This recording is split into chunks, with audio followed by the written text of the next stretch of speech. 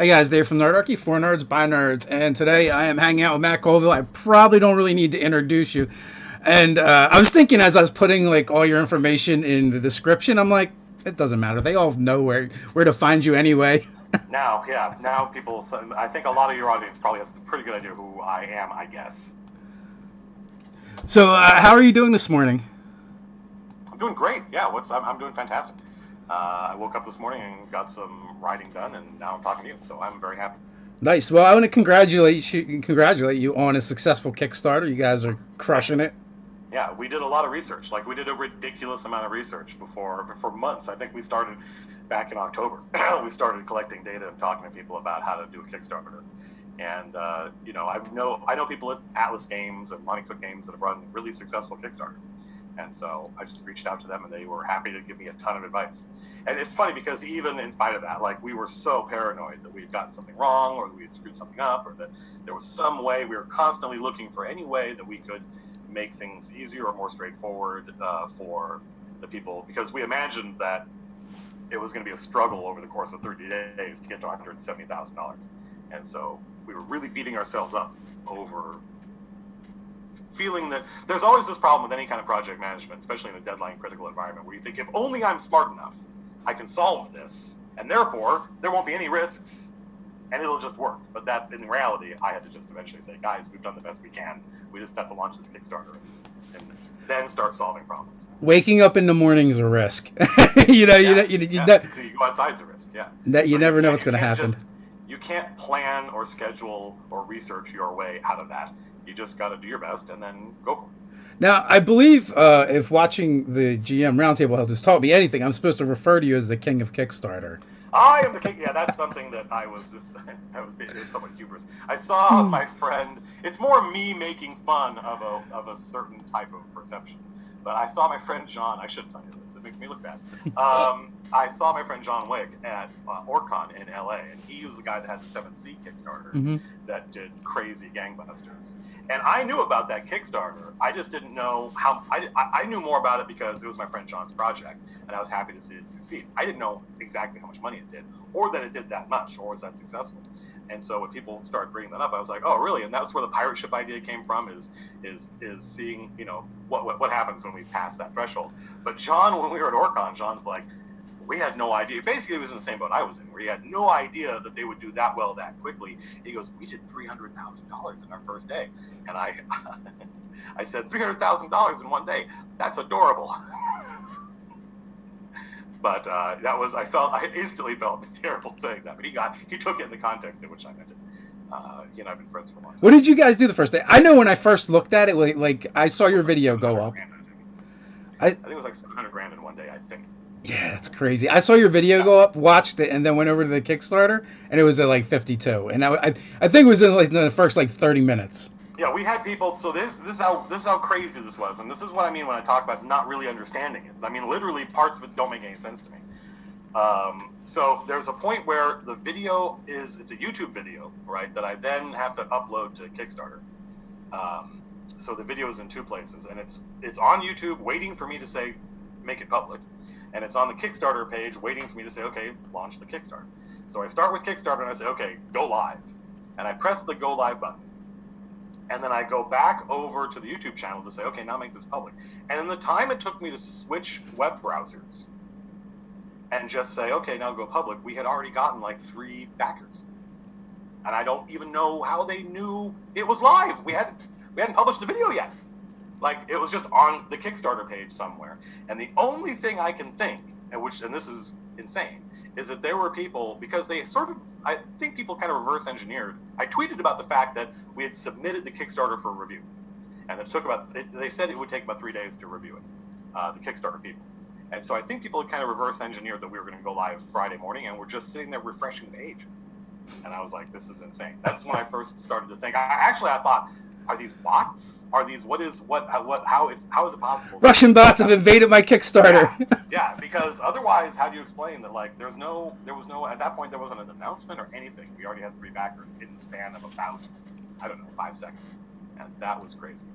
And then I hit launch on the thing, and I went to work, and I didn't worry about it. I was like, it's beyond my, if we screwed anything up, Jerry or Anna will text me. Otherwise, I'm just going to let it go. And that's kind of how I've been treating this whole thing. Is that I don't sit there and obsessively refresh the number. We did a ridiculous amount of research, and I said it's either it's going to work or it's not, and we'll see what happens. And so by the time I got to work, I think we had funded, and that was crazy. Well, only my friend Jerry, my IT guy, he had some sense before the Kickstarter. He's like, we're gonna make our goal in 46 minutes, and I was like, that's crazy. We did it less than that. We did it in like 30 something, and I thought that there was a good chance. I was pretty sure we'd get to 50 over the course of a month, just based on the size and the nature of the community. But I thought there was a pretty good chance we wouldn't get to 170 in 30 days. I didn't know that anybody would give a shit about watching a stream, for instance. But I think in general, what people are doing is they're just fans of the YouTube channel. We've been doing this for 2 years now, and people are happy to say thanks and here's some money. I think you could have did the mystery box and told no one what was in.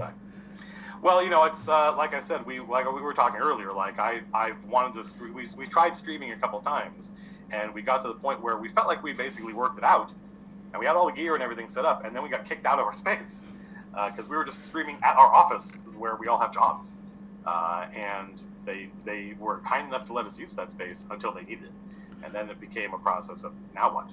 And like where do we find space, and not being able to find a space that was small enough and that we could, where we had control over the audio, like the ambient sound, and making sure it wasn't too loud, and control over the air conditioning, because a lot of places, a lot of offices, you're in one big central air conditioning unit, and it goes off at like 6 o'clock, and it's like, but we're not even getting started, and we've got computers running and people there, so that became an issue, and we couldn't find that space. And so, we had to get a larger space that was more expensive. And at that point, me being on the hook for $90,000 that scared the hell out of me. I said, well, we'll roll it into the Kickstarter. If people want that, then we'll do it. And if they don't want it, then cool. Then we know people don't want that, and we just saved ourselves a lot of headache. That is a fascinating concept, and as someone who produces content and video, I'm very intrigued by it. We actually are getting ready to try some things that we haven't done in the past. We've always just kind of gone with what we had available and have upgraded as we've gone along. Sure. And one of our friends has got a couple documentaries under his belt and does a really good job. So we hired him to do a big shoot for us, and we want to see what that looks like. What can it look like if we can put multiple cameras on our set and have a professional do it? Yeah, we've got lots of crazy ideas regarding. We all are fans of Critical Role, but I'm also a game developer, a game designer, and one of the things about being a game designer is every time you look at something, you're thinking of ways to make it better. And so, they're watching Critical Role. I'm like, is there not a way to improve this? For instance, some people know this, but we're going to be running 2 streams simultaneously. There's going to be the main stream in which you're looking at this and as ridiculous as that sounds, and everybody's sitting around a table. But then the simulcast stream is the tabletop. It's the tactical war game, and we have several different USB cameras that we, the players, can position and move around, and then our live producer can edit between. So people who want to see, because my game more than Critical Role, but even Critical Role, when they have combat, it's virtually impossible to keep track of where everybody is in the space. Because they've got this tiny little corner of their screen dedicated to the tactical map, and so we experimented with just doing a simulcast, and it worked. And so that's something we're looking forward to showing people, is that, and it's going to be up to them to customize their view and be like, how important is the actual positioning of the bad guys and the good guys on the battle map to me? If it's not very important, they don't have to watch it. But if it's super important, they can have that on and have us, in a tiny little window. So there's going to be a lot of dead air on that one screen. Yeah, that's the nice thing, is that simulcast stream doesn't have to be 1080p and 60 frames a second, because it doesn't move that much, but it will afford you a very clear view of what is going on in the battle, so that the people watching will know the positioning of all the bad guys and the heroes, and there's a lot of drama in that. If I take a mini and I've got great minis, and I like showing them off. And so having just one whole stream that is, look, we just put down the Undead Beholder and put a camera on it, people are like, ooh, right, that means a lot to me. One of our friends have actually, I believe he did some painting for you. Zach from Blues Light Oh, Painting. yeah, he painted my Undead Beholder. Yeah, he's great. Yeah, he's fantastic. In fact, He, I'm hoping to give him tons of stuff to paint. I'm sure you get this, but way more where people want to send you stuff, show you stuff, share stuff with you. It's awesome. So, but a lot of times, we just get inundated with that stuff. Yeah, guys, somebody sent me, Luke Dodd sent me the Stravan Zarevich. This is just like yesterday. Stravan Zarevich mini. And Zach was like, he sent us an email and he's like, yeah, I do some painting and, I wanted to show you guys some stuff. And I'm like, yeah, whatever. Because we get a lot of those emails. And then he sent it and I was like, oh my God, my mind was blown. Like, Yeah. do you want to come on a live stream and talk about your painting? This stuff is really good. Yeah, I should have him on as a guest. Yeah, he's fantastic. I've used a lot of painting services, but Zach is great. He's a good guest too. He's talked, personable. He's a good guy. Cool. Yeah, I've had lots of Twitter conversations with him. He seems super awesome. Yeah, Ted actually had him come over his house. He drove up and those guys hung out for a day and did some painting and stuff. So they had their bro moment. That's super cool. Yeah, I mean, it's great that that you can get, like, the people now can get, because of the internet. There are services online and people who are great painters that you can pay them money and they'll paint your minis for you and they look fantastic. I know I've met people or talked to people that are really offended by that. They're like, especially if they're war gamers, they're like, you should paint your own minis. And I'm like, I've got like 3 jobs, man. And my paints look terrible, So I'd much rather just, if this person has a lot of time and is really talented, just give them money. And then that's a win-win. They get money and I get really nice minis. I was so happy when during 3rd edition they came out with pre-painted plastic minis. Yeah, did you think what did you think of the quality? I liked it. I thought it was good. It was better than I was going to do, and I could just go buy it and put it on my table. The thing I liked about the pre-painted stuff is that they're monsters. Like, a lot of these monsters only exist. They're D&D proprietary things, and Reaper is never going to make some of these creatures because they wouldn't sell enough. But because of the kind of cheap pre-painted plastic stuff, you can get some really cool looking monsters for your game relatively cheaply. Just go on eBay, and search for lots LOTS of D&D minis. Yeah, I mean, for the cost, for the price, and for what you got, at the time it was perfect. Yeah. We have like a couple of huge totes of minis, so when we're playing, chances are we have whatever monsters we need or several. Yeah. And like as a hobbyist, I'm not into painting them, so for me, if I want representation on the table, it's so much easier to have that. Or like you said, I'd rather pay someone more talented than myself. Yeah. I want to start. And they get money, and you get a cool mini. That's it. I want to start pulling some of the questions out of the chat. Because I'm sure there's probably like hundreds of questions by this time that I've missed. Anixar wants to know, are you going to make it possible to buy the smaller dragons individually? It seems like you can either buy one of the big dragons or all 5 and nothing in between. Right, so let's talk about that. Yeah, yes, the answer is yes. We're going to do a video about our pledge manager soon. We're locking in with those guys like this week, today or tomorrow. And so the pledge manager, if you've never done a Kickstarter before, typically you partner with a third-party company, and they run what is basically like, it's not really a web store. It's a way to customize your pledge. So you've pledged at a certain level, and you're like, I would like to add things onto that.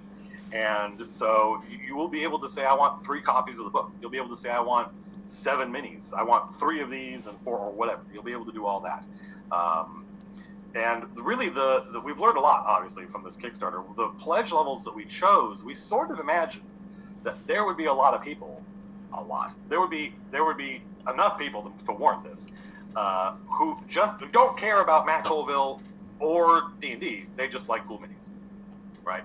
And I wanted to make sure that those folks had a way to just, all I want is that one cool mini or all the cool minis done. And also, we wanted to keep, like, I really get annoyed by Kickstarters where I want to back the Kickstarter, but there are 30 different pledge levels. And I'm like, which one is the one where I just get the thing? Which one is that? I just want to, right? And so we had these various goals which competed with each other. One was keeping the list short, and then 2 was making sure we were covering what we thought people were going to want. But in retrospect, I'm not sure. This might change once we can show off the 3D model, which will be soon, or prototype, which will be soon, both before the Kickstarter ends. I was assuming that there would be people just in the mini community that would see this and go, that looks cool, I want that. I don't think that has happened. I think it's mostly people in the D&D community or part of the Matt Colville D&D advice community that are doing it. So yeah, the pledge manager will let you customize your pledge. It will let you take a given pledge, I believe, take a given pledge level and add whatever you want onto that. Yeah, we're gonna have to see when the pledge manager comes out. I forget what level we backed at, but we're in there somewheres. Yeah, you'll be like, I know a lot of people want to buy multiple copies of the book so they could give it to they and their friends could pitch in together and get one shipment as opposed to paying for shipping 3 or 4 times. So that'll be useful. Yeah. And we made stickers and T-shirts because we thought that would be fun. Again, because I imagine that most of the people pledging would be people that watched the YouTube videos and would just think it was neat. But in fact, I think that was largely a waste of time. I don't think in general people really care about the stickers and shirts. So that's another thing we learned is that I've always been skeptical of Kickstarters where they have a whole bunch of little like tchotchke things. I was like, that always seems kind of bad bang for buck. But I thought that's true. It would be cool to have a sticker or a shirt. So yeah. People like stuff, man. They just like stuff. I mean, I've got a Surface Pro right here. It's got like 5 or 6 modular synthesis sticker companies stuck to it because I love these guys, and I like putting stickers on stuff just like anybody else. Billy Bad Ace wants to know, new to Twitch, will we not be able to catch the new stream unless we subscribe? Anybody will be able. We're going to make sure we want people to watch the stream. So you'll be able to watch it. You'll be able to watch it live. You'll be able to watch it afterwards on YouTube. When these things happen, like, will it be immediately on YouTube? Will it be on YouTube a couple days later? I assume this is why you get a free, one of the pledge levels gets you a free month subscription. I assume that we're going to turn on subscription only because, well, one, the stream needs to pay for itself ultimately. I know it sounds strange having raised as much money as we've raised, but this has to be a going concern, right? It has to be something where we feel like it can sustain itself. And so that's probably going to happen through Twitch subscriptions, ? But also because without it, like, chat becomes insane. Very quickly, if you don't have subscriber-only chat turned on, it just becomes essentially useless. And so and we're going to come up with ways to make sure the subscribers are getting some cool stuff besides just emotes. We'll see. We're actually talking about a lot of kind of crazy stuff that I don't know exactly, but I know exactly what the format's going to be. But we want everybody to watch the stream. So you don't have to subscribe to watch. You don't have to subscribe to watch it later. It'll be on YouTube. That'll make a lot of people happy. Hey guys, if you happen to be new to our channel here, which, judging by the numbers I'm seeing, there are many of you that are. When you have a question, just put question in front of it. It makes it so much easier to pick them out, and it just makes it simpler. So, how humbling of an experience has this been for you so far? Well, I'll tell you that it has. It's simultaneously like empowering, right? Because this is one of those things where if you work in video games, job security it's just basic. Unless there's like 3 companies you can work at where you have job security and you'll be able to retire. But apart from the very small handful of companies, you never know from one project to the next whether or not you're going to still have a job. So on the one hand, the success of the Kickstarter has definitely meant that I don't feel that way anymore. I feel like I can do this. There's an audience for it, and it also is hugely validating because I have for a long time been philosophically opposed to gatekeepers. Right? Like I put my novels up on Amazon. There's no publisher between us. There's no one saying, I think the cover should be like this. There's no one between me and my readers saying, oh, you should cut this character out, or could you make this shorter, or anything like that. I fundamentally believe in having a direct relationship between the artist and the community. That's the brilliance of the democratization of technology. So saying, let's build the community together, and then let's make a product. I'm an American. I believe in I give you a product and you give me money. And so that is working, and that validation that this idea I had that we could just communicate directly to the people works. But all of that is dwarfed by the gargantuan responsibility I now feel to deliver this product. So I've got a schedule of writing, and I was intending to spend this month working on the Kickstarter, and then once the Kickstarter wraps, continue, because I did a lot of writing for the project before we last year. But I'm just so freaked out by the sheer number of backers that I wrote like 2,000 words last night. I'm already way ahead of schedule. So I really want to be able to get this book out on time and fulfill it, and get the minis done, and get the stream sorted out. That is what all my thought is bent upon. There's not a lot of I enjoy being funny with my friends about the sheer amount of money we raised and how quickly we did it. But that's just, that's almost like gallows humor. The reality is we got to make a book. We got to make a book, and we got to make minis, and we got to start the stream. I totally get that part of it, especially being from Jersey. Like everyone has a bit of a sarcastic sense of humor here. Yeah. So people don't get it, especially on the other coast sometimes. But sure, I get that. but yeah, so so it sounds like it's almost like a little bit of pride, and it's inspiring you to do more work, really. Yeah, I mean it's nice to be able to, like, I when I was at I'm basically full time on this stuff now.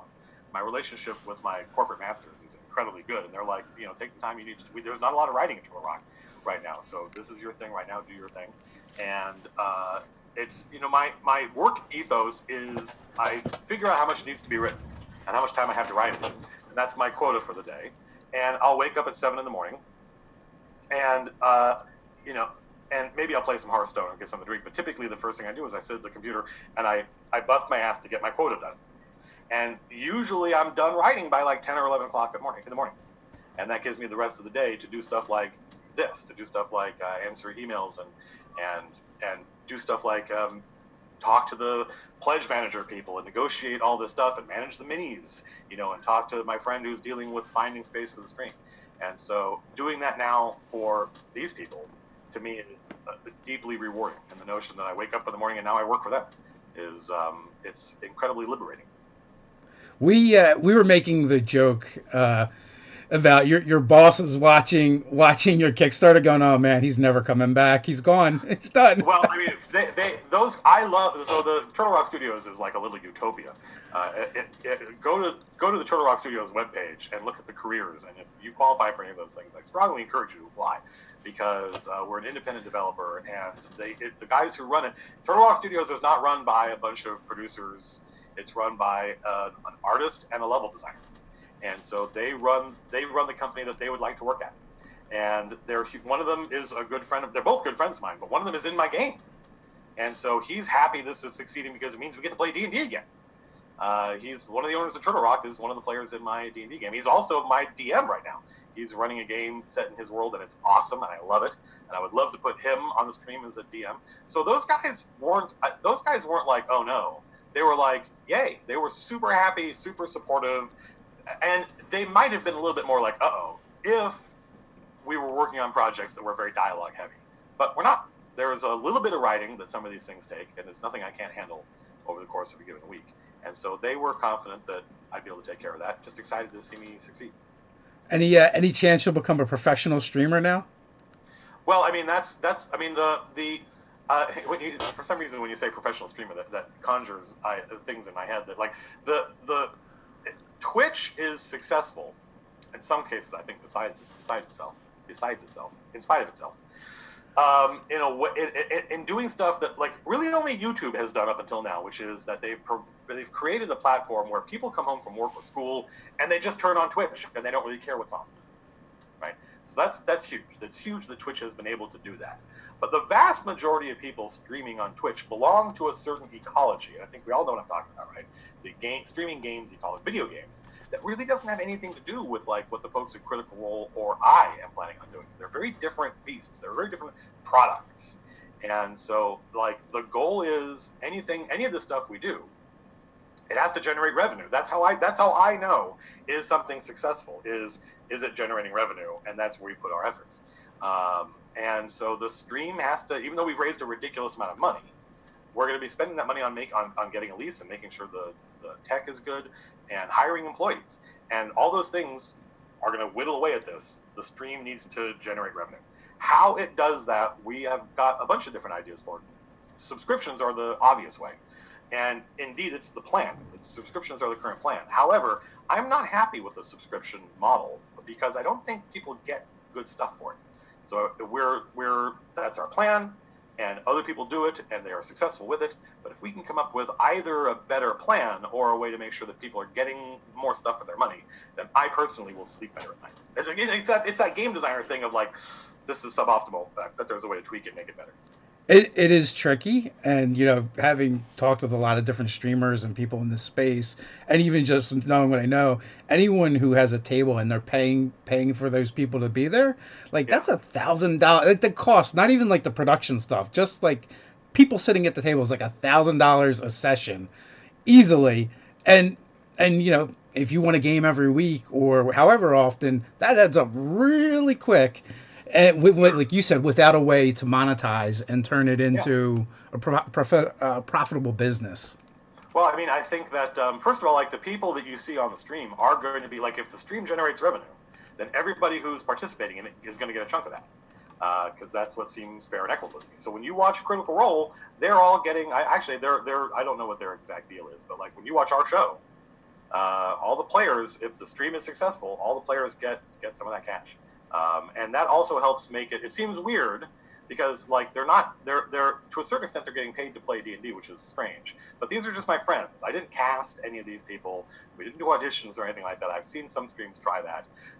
But what the reason I was committed to doing this, not only because it was fair, right? If we're making money, then the people responsible for it should be sharing in that. But also it makes it a lot easier for them to go back to their families and loved ones and say, I really have to do this thing.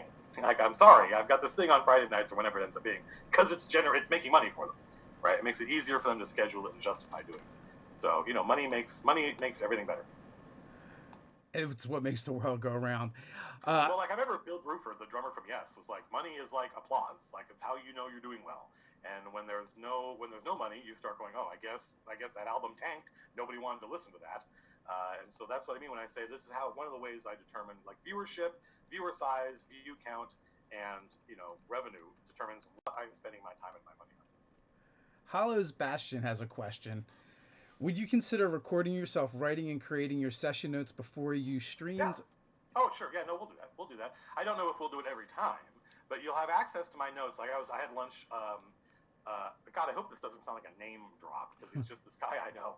But I was having lunch with Matt Mercer and Travis yesterday, and he was talking about how like the difference between his brand and he was saying to me why he thinks my stream is gonna work. Whereas I'm always super skeptical about this stuff. But he said, your brand is very different than mine. I never show anyone what's going on behind the screen. And all you do is just vomit out all this information about what is happening behind the screen. So people are going to get to see my notes, and that's going to be typical. Me, actually, I've never thought about the process of prepping a session. I've just done it, if that makes any sense. I've only just had to do it, sat down and did it. So I'm probably going to have to do it once or twice and just be cognizant of like how watchable is this, right? Because if it's not watchable, then there's probably no point doing it. But I have done stuff in the past. There was a video you can watch online. It's one of the early videos where I take the section of Night Below. I think I had already prepped it. We hadn't had the session yet. This is how I imagined it would work. I had prepped it, and then I made a video about the prep I had done, walking the viewer through all the decisions I had made and all my notes, and you can download them and read them. And then we played, and then we did a video talking about how it went. And I think that rinse and repeat, that Act 1, Act 2, Act 3 notion, not a lot of people are going to watch all those videos, but the idea of here's how I think it's going to go, and then here it is happening, and then here's how I think it went, I think that is going to be incredibly useful to new dungeon masters. And the first couple of times we streamed, it was fascinating going back and looking at Twitch chat, because people in chat had read my notes and were watching me make decisions on the fly and improv stuff and take something like, I remember Anna, I knew that she was going to be picking a god soon, and so I invented a barbarian god and a special ability, a channel divinity ability for her barbarian, who was taking a level of cleric. And she was like, oh, I don't want to worship that god. I want to worship this other god. And I was like, yeah, I've got an ability for that god too.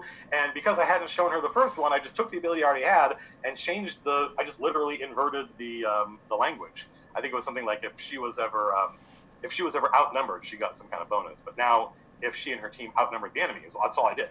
And people watching it were like, holy crap, he just like, she has no idea that Matt just took that she just want this, okay, here you go. And she was like, oh, this is great.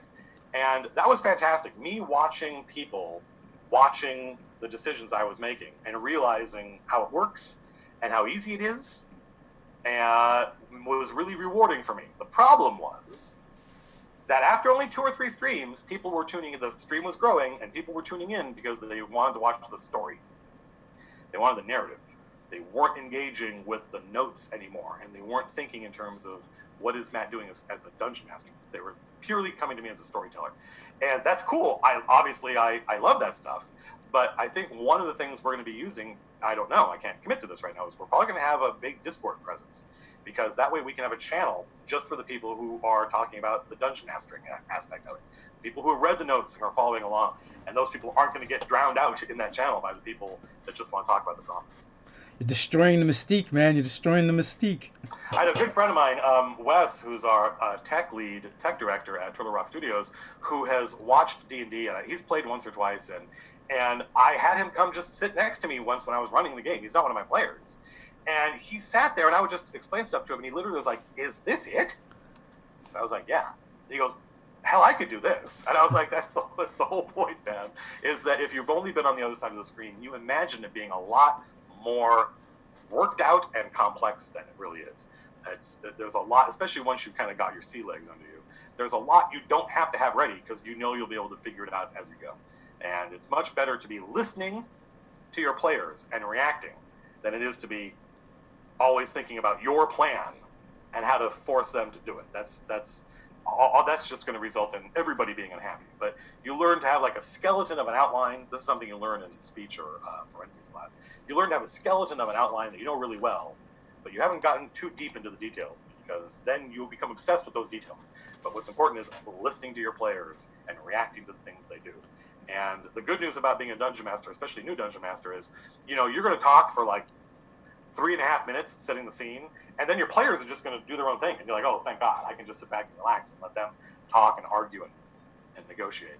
Especially if you have a good group, you just sometimes I feel like I don't even need to be there. They just do their thing, and it 100%. runs itself. Yeah, it literally just runs itself, and and that is that relieves you of so much pressure because you think I have to do the song and dance, little song, little dance, little seltzer down your pants. And you feel like you have to be on for 4 hours, but you don't. You're going to spend a lot of that time just listening to your players. Nah, I mean, you show up. Hey, what do you guys want to do tonight? Or what are you guys doing? You know, and they say their thing. I'm guessing, all right, this session we're going shopping. That's what we're doing. If that's what they want, it's like, that's fine. I'll just sit back and, just go over my notes and stuff. The fact that, this is a business, this thing that I'm doing now, MCDM Productions, and that was the goal all along, was it's a natural byproduct of if we succeed in getting streaming space. That means we have an office 7 days a week. And it would be kind of ridiculous to have this place for 7 days a week and only be using it for 4 hours one night. So it would be nice to run other games and have other people I know come on and run games. It would be neat to outside the pressure of the continuity, right, have another game that happens on another night where I might just improv a whole game and see how it goes and show people either A, that it can be done and it's fun, or B, that I suck at it and they shouldn't try it. So you talk about D&D a lot, but if you had, this becomes a business, you have a studio, you have access to it. You start streaming other games as well. Oh, sure. No, I mean, that's going to, well, I mean, like other RPGs, there are other RPGs. This is not, all that's happening is my hobby is now taking central stage. Well, it always has. I've always, my whole life, nerd stuff has been my job and my hobby. But like, I would like to play Numenera. I backed all those Kickstarters. I've got all those books, and I love it, but I've never played it because I don't have the time and I don't know anybody who runs. And the same thing's true of Dungeon World, and the same thing's true of 13th Age. And so now I'm in a position to be like, hey, does anybody want to run this? Or I could do it. I wouldn't mind running Numenera. I think it'd be great. But also, I'm a huge fan of board games and card games, and I think that, some of my favorite games are now really old and obscure. And we've got all the tech. Let's get together on Saturday nights and play board games, and have that also be a combination of like a live stream and how-to, like explaining how these old games work, because they're, like I said, they're now pretty obscure, but I think still fun. You know what game we actually stream Monday nights now? No, I'd love to know. Marvel superheroes. Oh, you mean like the original Phase Phaser? Rip. Wow, yeah, that's still a great game, by the way. And it looks, that was my first, that was one of the first non D&D RPGs I played. Was the OG Marvel superheroes game. And for those people watching that don't know, the stats that your stats are ranked, and there is a number. I've always felt like they grafted that number on afterwards because people were like, "But what's the number?" But the number wasn't important. There was a ranking, and it was like fantastic, exceptional, stupid. I don't know what it was, right? But they were levels of power. Yeah. And and the thing they would do is they would just say everything has these levels. So like a fire hydrant has a certain level of strength using the same stats, and that's how you can tell if somebody can lift it, right? Is if you have the strength of that or greater, then you can do it. And it was all that game, as I recall, was all about indulging that fantasy of who would win in a fight between like Wolverine and the Hulk. Absolutely. The Yeah, Wolverine so, doesn't stand a chance. no, the Hulk is there have been several Marvel superhero games that I really liked. There was one that used a deck of cards that I really liked, and they did some brilliant stuff. I thought with suits and numbers, and like the Hulk is strength, so he's the highest card in the strength suit, and his special ability is the strongest one there is, which means when it comes to strength tests, he always wins. And I love that stuff. So yeah, that's cool. I should go watch that. That sounds great. So, well, you know what? And the game is still a lot of fun. And going Sure. back and playing it made me realize like how far ahead of its time it was. That Yeah. I believe that is the first game with spendable experience Oh, that wouldn't surprise me. because of Yeah, their karma yeah. I mean, system. we're talking about a game from the mid '80s. Although there had been a lot. People forget like how many RPGs came out like in the '70s, because D&D was this huge thing at the time, and now are now obscure. But yeah, it wouldn't surprise me if it was. So we had a question about this about the product coming out. Yeah. When players get a stronghold, will there be lots of stuff to keep track of and pay for upkeeping things? There will be stuff. Whether there's lots of stuff, that's going to be a matter of down to personal opinion. But like every stronghold has a whole bunch of. Well, one of the things you get are artisan followers, and artisan followers are like a bunch of farmers show up and say, "Please protect us from from the wilderness," or a blacksmith, or a carpenter, or a mason, and their family and their assistants, and they set up shop. And so those shops cost. They come with a shop, but then it behooves you to upgrade those things, right? And they have costs. So your keep has a cost. Your artisan followers have shops, and those shops have costs. And the more you upgrade them, the more stuff they do for you.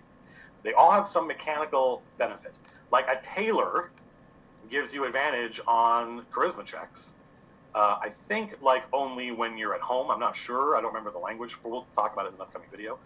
But I don't even know if it's advantage, but there's some benefit. And the more the more money you spend in your tailor shop, the greater that advantage is. So there's all sorts of stuff like that in the rules, all sorts of stuff you spend money on. And actually, a big part of it also is that your artisan followers can make magic items for you, and that requires not only you like killing monsters and harvesting their organs, but then spending money, right? Because those guys, the materials cost money. So it's all to give, and we're actually doing a lot of research right now on how much money there is in the game. How much money is there if you play through Lost Mine of Phandelver and you get everything? How much cash do you get? Because different editions have very, very different answers to those questions. Like I tweeted about this, but there is one dude in Orlane, the town from Against the Cult of the Reptile God, like the first story-based adventure D&D ever published. One dude, the jeweler in town, who has as much money in his shop as all the cash you can get in Phandelver, and that's just one guy. So what you're saying is forget going adventuring. You just got to pull a heist at that guy's house. Well, that's how advanced. It's funny because people criticize D&D sometimes for being like a game, but in point of fact, it's very, very much the other way around. Like that classic RPG top-down isometric view of going into the shops and looting each shop, and skilling up your. You can do this even in Skyrim, skilling up your stealth and stuff like that. That all comes from 1970s D&D because they expected the players to loot the whole town. And there was no real notion of the repercussions of their actions. They were expected to be focused purely on getting cash, because cash, as you may know, but a lot of your viewers may not, cash was experience points back then. You got XP for killing monsters, and you got XP for every gold piece you found. And keeping And your magic items. yes, Yes, and players, they expected thieves to be constantly trying to pick pockets and stuff like that. Because there really isn't much to do with your pickpocket skill. You don't tend to pick a troll's pockets, the Hobbit notwithstanding. And so the designers expected people to go through these towns and just pillage them. And without dealing with any repercussions, without there being any advice on how to roleplay the NPCs, if they ever got, like, shanghaied. So that's something we're considering in making sure that the book says, hey, which edition of the game are you playing? This is how much the Stronghold costs. So this is how much these things cost. Because the goal is to give your players something to spend money on. So this question is coming in now. Is actually from one of my players. So I'm going to definitely take this one. Any advice for players who want to start a traveling circus? Well, didn't they do something like that? It was the very kind of Ray Bradbury, Something Wicked This Way Comes Carnival in the beginning of Critical Role. So yeah, I mean, a traveling circus would well, I mean, here's how I would do it, by the way. There's not going to be rules for everything you can think of, because that's ridiculous, and it's also not in the spirit of fifth edition. Fifth edition is very much about using natural language to describe things, and relying on the dungeon master and the players to rule on how it's supposed to work, right? Because third edition was very much let's make sure there's a rule for everything that's very robust, and as a result, it kind of disappeared up its own butthole. So something like a traveling circus would be an establishment because it generates money and gathers information, and that's what an establishment is for. But it would be mobile like a barbarian camp, right? So it should be relatively straightforward for a dungeon master or even a player to go, well, could I not have one of these things but it worked like this? And the DM should relatively easily be able to say, yeah, I know how that would work. Those players, in their backstory, they were circus clowns. The circus got wiped out, so they became adventurers. Later, their circus troupe shows back up. Turns out they're all undead. Oops! So they had to kill all their circus buddies. Undead Carnival. That sounds great. I love that. So yeah, I mean, that is possible. Your players will be able to do their own undead traveling circus Strongholds should they want to. Yeah, well, we're going to work on just a regular traveling circus, not so much the undead. Interesting. It should be an undead one. That'd be great. Well, we already did that, but they wiped them out. We don't want to do that again. They got XP for it once. I get it. Yeah. Yeah. It'll just become this vicious cycle. So, Mike Doyle, as a fellow DM interested in streaming a game of my own, would you ever be willing to put together a guide for what's required to get a stream studio set up? Well, I mean, we're going to make lots of videos detailing us. Like, the first time we walk into the new space, I want to be getting video of that and putting the whole thing together. I mean, our production is going to be pretty elaborate. It was already pretty elaborate before the Kickstarter. Like I said, I spent somewhere between like $10,000 and $15,000 of my own money on gear and equipment because I've got a certain standard that I want things to look. I want to be proud of the stuff we're making, and I want to make the kind of stuff that I would watch. And so we've already spent a ton of money, got a bunch of gear, but a lot of the stuff we're doing is experimental. So we're gonna chronicle all that stuff. We're gonna chronicle all the gear we're using and the table that we had commissioned and stuff like that. And I was talking to Matt Mercer yesterday about why they're at the table they're at, and it's all it's because they have so many players is the problem. He's got 8 players and a dungeon master, and that means the table has to be a certain size. Otherwise, all the players end up being on multiple cameras at once, and they don't want like the side of this person's face is blocking this person.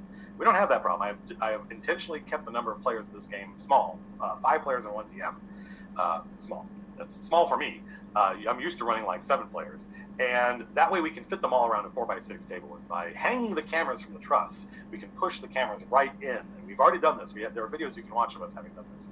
And it's just going to get better at that point. And so my goal is that you'll be able to watch us actually playing D&D. The players sitting around the table the way they normally would, being able to reach out to the battle mat and pick their mini up and move it around, and have all the cameras in and not have overlapping lines of sight and eye lines. It's very much like planning. By the way, planning the camera angles in the stream is one of the most complex things about it. Everything else is just technology, and other people have done this before you. But planning all the camera angles, that's not something that most video game, what we were talking about earlier, not something most Twitch streamers have to worry about, and it simulates very closely running a battle in D&D where you've got line of sight and people blocking line of sight, and you're like, how can I move this camera so that it's flanking, it has advantage with the other camera? It's kind of funny. When we went out to LA for GM tips, it's like talking to Rudy and Satine, yeah, who do all the film stuff. Yeah. previously, and they're like, yeah, eyeline and this and that, and using all this jargon, and we were like there when they did their stream, and they have like a crew come in and set things up. It's like a totally different experience. Yeah, and it's a super interesting challenge to me. It's something I don't know a lot. Like I don't know how this camera works. I know very little about it, and that's one of the reasons I love doing this stuff is because I get to learn new things. And a big part of that is discovering some of these challenges. Like I had no idea that figuring out where to put the players on the camera was basically going to be like Tetris. But yeah, it's a blast. I'm super excited. I'm super excited to put stuff together. And now I have thanks to the community supporting it. I'm now in a position where we don't have to do it all just like me and Jerry. Right? We can actually hire people that know a lot about this and have them come in and take care of stuff. We actually thought about. I was like, well, I presume we're gonna have to hire a makeup person, and everyone's like, oh, Mike, no, but if you're on camera, don't you have to have makeup on? And then happily, Matt Mercer disabused me of that notion. He goes, we don't do makeup. I'm like, you don't? And he's like, no, we just no. I'm like, okay, well then, never mind. My players will be happy to learn that they're not going to have to get made up. They're all just really, really naturally photogenic. I don't know, when we did GM tips, they did makeup.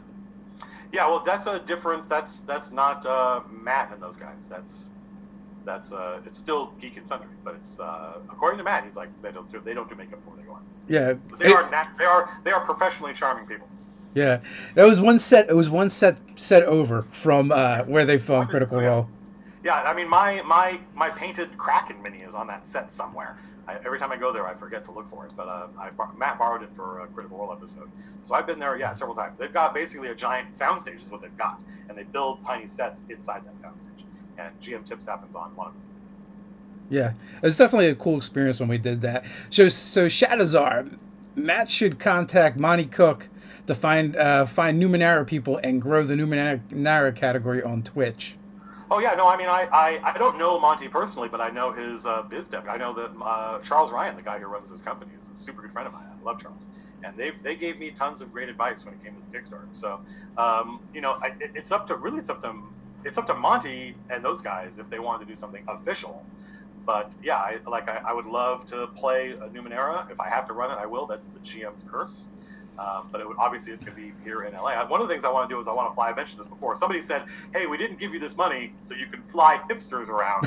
But I want to fly Adam Koppel down. He and I are going to play the Dune board game, the Avalon Hill 1979 Dune board game, which is one of my all-time favorite games. And so that's not sponsored or anything. Monty doesn't have to sponsor the stream in order for Numenera content to happen. But we'll definitely talk to those folks if they want to do something official. It's going to be completely up to them. That would also be a really good opportunity to maybe play some Dungeon World. Well, again, that's up to him. Like he and I don't know each other super well, but we both seem to like each other a lot. But the bandwidth of our friendship, I don't think is wide enough yet for me to say, "Hey, run Dungeon World for me." Right? That would be entirely up to him, and I don't know what it would be like for him. It's Dungeon World is his baby, so it might be like the band having to go out and play that song over and over again where he's sick of it. I have no idea. That would be up to him. I don't think so. He seems to like to talk about it, so I think he'd be down. Just leave out some Dungeon World books when he shows up. Let me get these out of your way. Yeah, again, that would be up to him. I would love to play that game, and it would be great to have one of the guys who wrote it running it. But maybe I should run it for him. Maybe that would be fun for him. Maybe that would be a fun change of pace. Oh, that would be a cool idea. Actually, the two, speaking of Adam, the GM roundtable you guys did was phenomenal. Yeah. The last one, the first one was really. The last one was really good, by the way. I felt it while we were doing it. I'm like, this is ace. This is awesome. The first one was good, and not to take away anything from it, but the second one just seemed so much better, and you guys were having more fun. Well, I tried to back out of that. I told those guys when they were like, we're gonna have. Me JP, whose actual name I don't know. I only know him from his handle.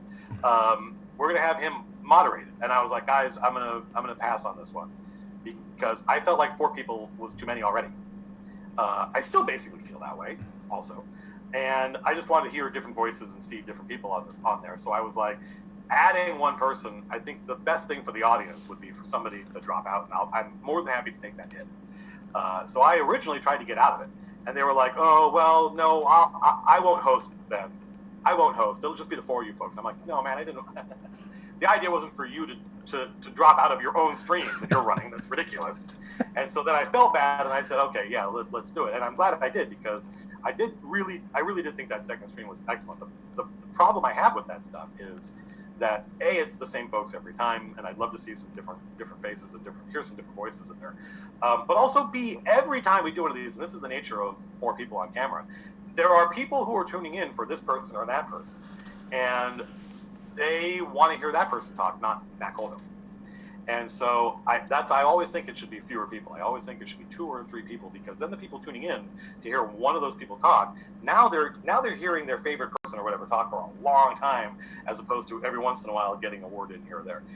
Both roundtables we've done, the first one people were like Matt Colville should talk more, and the second time people were like Matt Mercer should talk more.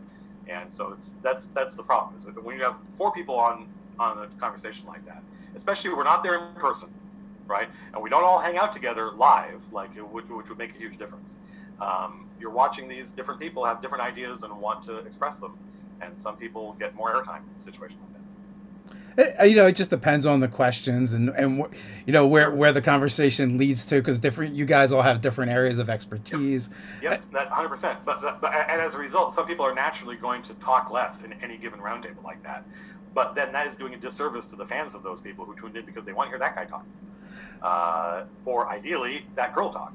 And so that's something where, again, I think fewer people would be better. That being said, I thought that roundtable was amazing. I thought it was super fun for me, and I felt like, wow, this is really good signal to noise ratio, really good content. So I was proud of that. That's the part that really came through, that you guys were having fun, so it made it more fun to watch as a viewer. And during the first one, I felt like like you and Adam were kind of like maybe diametrically opposed in your ideas a little bit, but not in a bad way though. No, I mean, he and I are from different traditions. That's all. Like, yeah. He seems like a super cool guy. Like, he and I met very, very briefly at the Stream of Annihilation, which was this big production that Wizards of the Coast put together, where I was in Seattle for 5 days in order to play D&D for 90 minutes. And so I didn't get a chance to interact with Adam or talk to him that much, other than playing these frog dudes with him. And he was a blast. He was quoting Apocalypse Now, and he was espousing Marxist philosophy, and I just fell in love with the guy. I'm like, I love this guy. He's great. So any differences that we have regarding design of the game, like I think Matt Mercer and I have more differences than Adam Colville and I do. Like, I'm going to get Matt on the stream. I'm going to do an interview with Matt. I'm going to have him come down to our office when we have an office, sit him down, and we're going to talk about a lot of stuff. But one of the things I want to hash out with him is whether D&D is a story game or not, because that's the kind of thing that he and I could probably argue about for hours. So yeah, I think Adam comes from a certain tradition of RPGs, and I come from another one. That's all. I think that either one of us would like playing in the other's game. I got to see Adam do an improv show, a GM improv show at PAX Unplugged, and cool. He was hilarious. Like, I love listening. We've had him on the show. He's great to talk to. He's fun to listen to. He's hilarious. But that's what I like about that show. Like, when you guys do that, I like hearing the different voices, the different opinions. And you're right, it would be better to get some more people on there, more diversity of ideas. Yeah, different. Like this Venn diagram of me, Adam, Matt, and Mike, as different as it may seem to some people, is incredibly narrow. We overlap a lot. And you guys, I don't necessarily think these are 4 incredibly prominent people in the D&D community right now, so it's perfectly natural for them to be on a stream together. But it does inadvertently. I know this is not the goal of anybody. It does inadvertently send this message, right? It's we're just highly evolved monkeys, and it's all about faces, and it's all about interpreting faces. We've got 4 or 5 faces, and they're all so similar. It sends this message that this is what D&D is, this is what a Dungeon Master is, and I really, really want to break the back of that notion. I don't think D&D is for everyone. I think it's for anyone, right? If you aren't into it, that's fine. There's nothing wrong with that. There's no moral imperative to run or play D&D, but I think it's the kind of fantasy that anyone should be able to engage with. And so I definitely would like to see just different folks. That's all. Just different people. Yeah, I totally get that.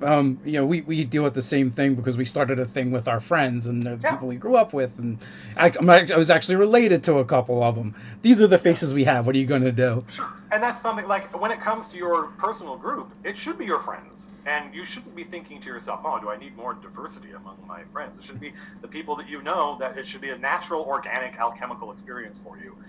It shouldn't be marketed. It shouldn't be planned. You should feel running for your friends. But when it comes to this something that's not, we like Mike and Matt and Adam and I have never been in the same place at the same time. So it's not like we're a bunch of buddies that hang out all the time. At that point, when you're picking and choosing who's going to be on your show, I think that it's just going to be interesting for people to watch and see what different perspectives. That's all. It'll make a good stream. It'll make a good video.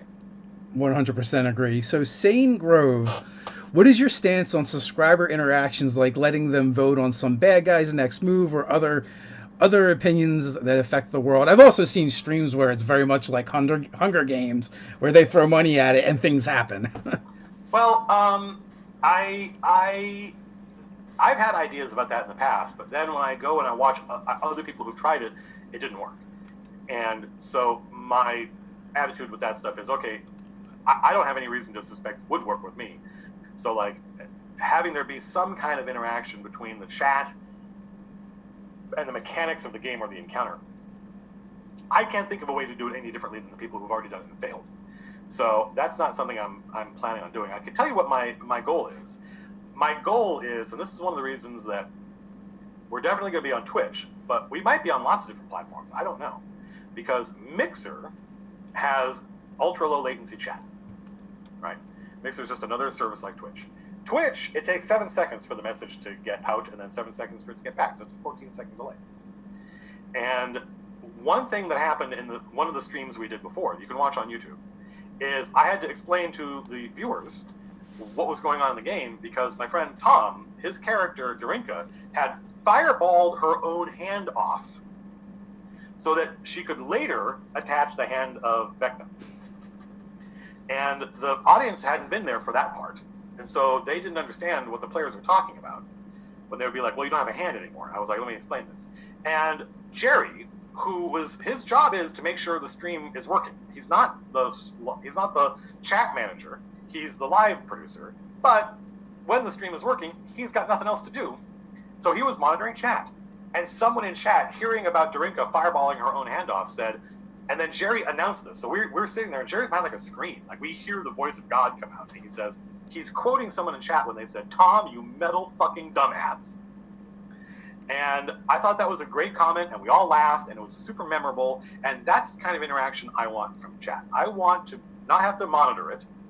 Anytime you see me live streaming and you see me looking in chat, it's almost always because I'm afraid that something bad is happening in chat that I have to moderate. Right? It's not because I've got ADHD. It's not because I'm distracted. It's because I'm worried. And having somebody whose job it is to just monitor chat and toss out the comments that are the best so that we get to hear them, I think would really improve the stream. I think it would improve Critical Role. Right? I think it would be fun, and it would be purely curated. There wouldn't be any kind of quota or anything like that. It might be an hour of nothing, and then 3 comments come fast, as long as we, the players, are laughing and think it's awesome, and then the people watching feel like, hey, I said something, and they liked it, and it was funny, and then the feedback loop happens, and everybody gets it. There's no reason why we can't do that other than 14-second delay on Twitch. So Discord, no delay. So I think Discord is another solution of there will be Twitch chat, but then there'll be the Discord chat. And like technologically, what I just described is really simple. It's literally just paying a person, finding somebody who's engaged and would be a good volunteer, and then making sure they're getting compensated for their time, and having them just monitor chat. Ideally, somebody we know. That would be fun to have, kind of, calling out the best parts of chat. Yeah, it makes sense, and there's so many moving parts to this. Even from like the streams where we do, it's like, you have someone trying to GM and do production stuff at the same time, and which is completely different than if you're all in the same room and have the same space you're trying to. Yeah, we're all like, that's the nice thing about our stream is we're all physically together, and we're all friends. We've all known each other for years, and so having somebody there in the room, just on a laptop, just monitoring chat and just calling out the best parts of it, I think it would be more fun for us. There's something about the only reason this is no thought to audience size or anything like monetization. It was purely just that electricity that I felt when I was prepping a game, and I thought, I wonder if we could stream live and have people watching tonight. And literally 4 hours before the stream, I asked Jerry, could we do this technologically? Can we do this?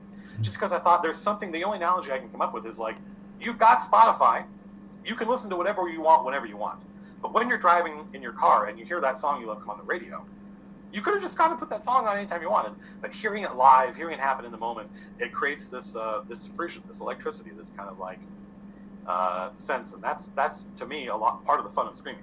And it's the reason I think all my friends who are not, these are not, again, like me, these are not professionally charming people. None of them are actors or anything like that. They're all game developers. It's the reason that they all say yes is because it does kind of amp up the game, knowing that there are people watching.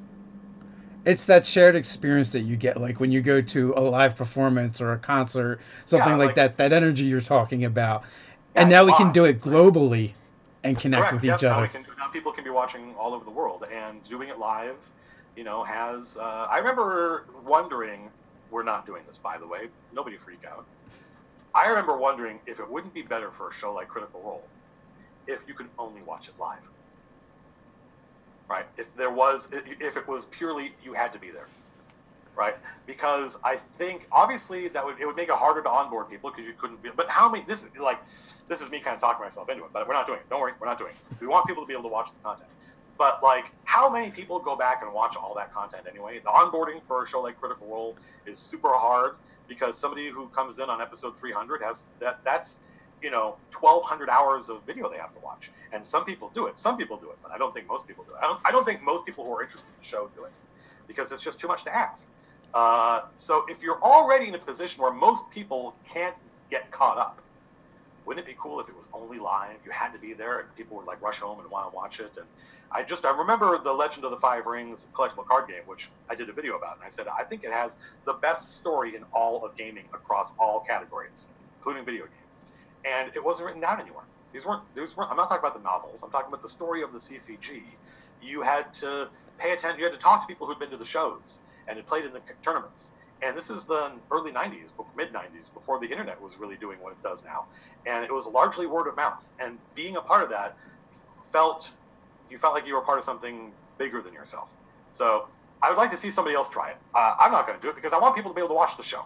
So it's going to be on YouTube. It's going to be on video on demand. People will be able to watch it. But I would like to see what would happen if you couldn't. What would happen if somebody just said, no, we're only live. It's theater.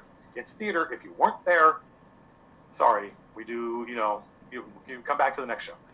I think that would be easier going forward than it would be going backwards. I think if Critical Role tried that now, we'd have riots in LA once again. Sure. 100%.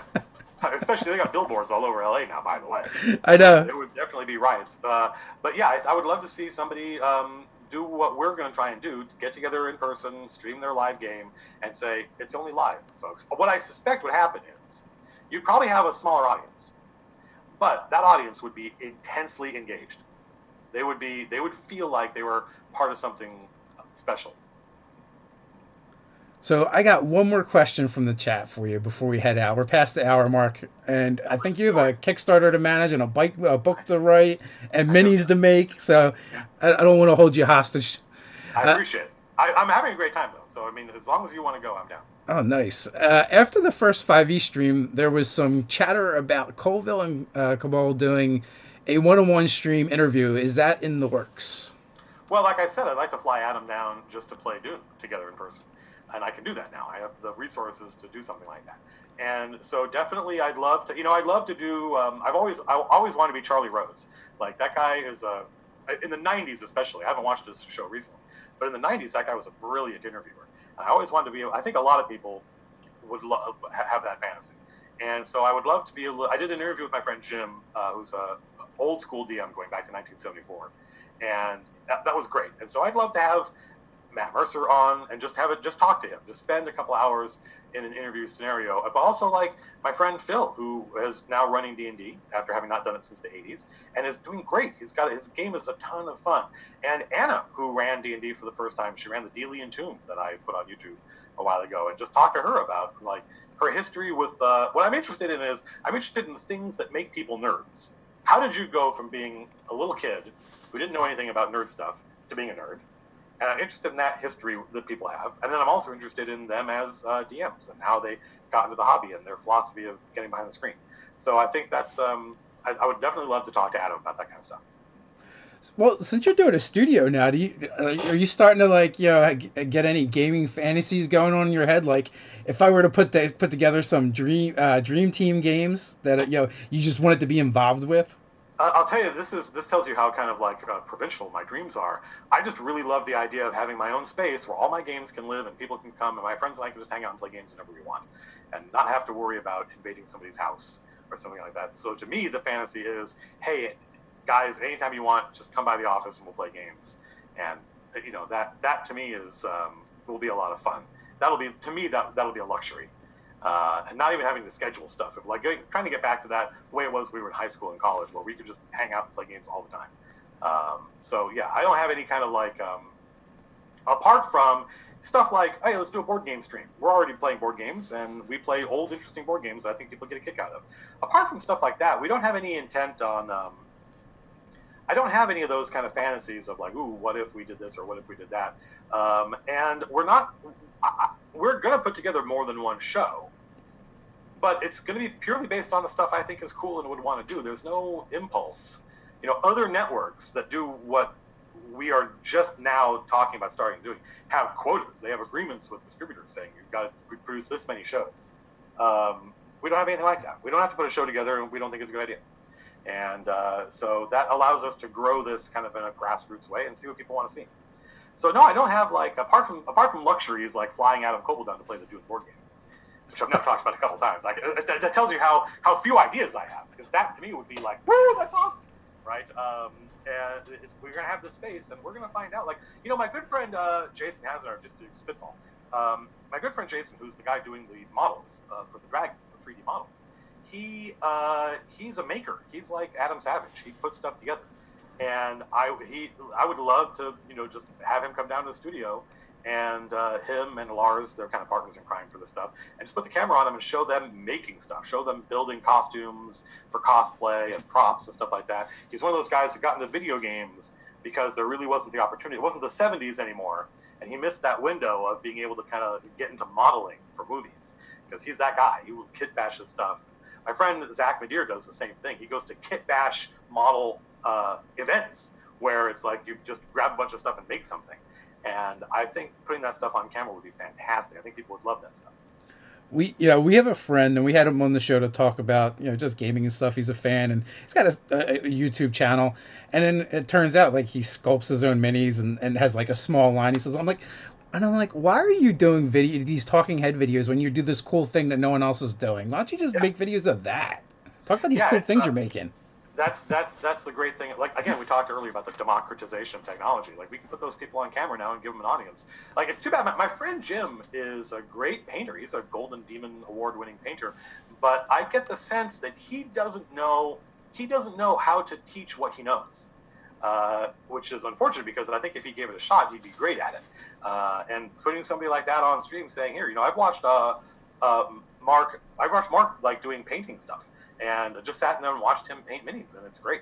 So yeah, I think that there's lots of opportunities to show people technique and craft, and just this all to me it all relates to D&D, right? Because D&D needs minis and it needs maps and it needs all this stuff. So whatever you're into, whether you're an artist or a writer or an actor or whatever, or you like statistics and you look at all the different weapons and you like trying to figure out what the average damage is, D&D is for that. So to me, it's all part and parcel of the same thing. I couldn't agree more. I mean, this hobby is expanded in so many different directions, and spun off different cultural norms, and it's just crazy. I mean, even like I went from doing heavy construction and wondering if I was going to make it home tonight or not, because it was the kind of job where literally like every year you would hear about, oh, so and so from this job, no more. And now, like I get to talk to people like you, and hang out with all these cool people, and I get to talk to people like you, and roll funny shaped dice. So So I come from. I think I don't know how old you are, but I remember like there was a time in the early '80s when it wasn't yet clear that D&D had become popular faster than it had become known, if that makes any sense. And so when I was in high school and junior high, lots of people were interested in D&D because they didn't yet know that it was a nerd thing. And I played with guys who were, worked out in Long Beach in the oil derricks and were hip deep in petrochemicals. And for them, coming home and being Conan was not a nerd thing. It was just a way to blow off steam and have fun. And so I think, like I said, D&D isn't for everyone, but it is for anybody. I imagine we have to be close in age. I'm 44, so I'm older than you. I'm older than you. I'm 40. I don't remember actually. 47. Yeah, I'm 47. I go through those phases too, and I lose a few. I went. I'm naturally kind of a ginger, so I went white early, so Right. it adds like 20 years to me. Oh yeah, yeah. If I didn't dye my hair, which I have to do once or twice a week, I'm gray from like here down. I'm like Reed Richards, and the beard is all gray. So Once or twice a week. Every once in a while, my wife will pin me down, and she'll dye my hair. Uh, Stop using Just for Men if that's what you're using, because that stuff no, does not like last. no, Uh, that stuff's shooting. No. In fact, I was talking to a friend of mine, and she was like, I mentioned something about having to go dye my hair, and she's like, "Oh my God, what kind of hair dye do you use?" And I was like, "Oh, I use Revlon, this, that, and the other." She goes, "Oh my God, so do I." And I was like, "Okay, this is a moment I'm having right now." Yeah. So yeah, that's yeah, I do the same thing. That's what we like. My wife would buy me the Just for Men, and then I was like, "Well," she says it's way Sure. more than the stuff that I buy. I'm like, "Well, Yeah, just and use yours. it's I like don't shoe care," polish. Yeah. Yeah. and it Yeah. holds for months. That doesn't surprise me. Yeah. So yeah, that's just now I'm on camera, so I'm more conscious of that. But I went gray like in my late 20s, so that was just something where I was like, "Oh, dye my hair." There's a great scene in one of my favorite movies, Jackie Brown, where the two main characters are talking to each other, and Jackie Brown is talking to this private detective who's gotten hair implants, and they're both past their prime, arguably, and she's like looking at him, going like, "You got hair implants?" Because he does not seem like a vain dude. Right, this doesn't have anything to do with D&D. He seems like a really together, grounded. He's a private detective, right? He's a bail's bondsman. And she's like, "You got hair implants?" He goes, "Yeah." I looked in the mirror and I was like, "I don't like the way I looked." So I did something about it, and now I like it. And that kind of like really simple, non-pretentious philosophy of like, I went gray and I was like, I'd like to have my color back. And I thought about having there be a Kickstarter pledge goal where I dye my hair purple. But at that point, you're just fucking around. And I wanted it to be about getting looked up. I brought it back to the Kickstarter. I was going to dye my hair purple as a pledge, as a stretch goal, but I was like, no. It can be fun to fuck around too sometimes. So, have you seen Black Panther? I have, yeah.